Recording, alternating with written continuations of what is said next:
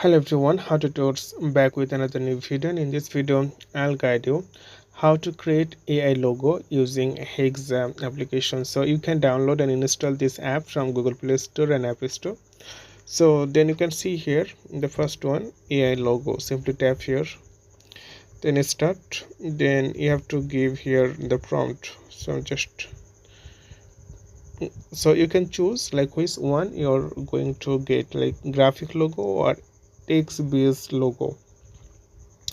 So I'm just going to choose surprise me because I don't have any prompt, so I need automatic logo. Okay, a bold and futuristic gaming team logo for Shadow Riders featuring neon accent. And okay, a bold text. Okay, like tiger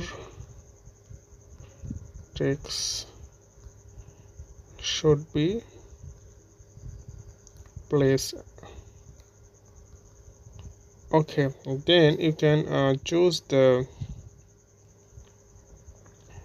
logo style. You can see all the logo style here, so I'm just choosing this one, gaming, and after that simply tap on the create.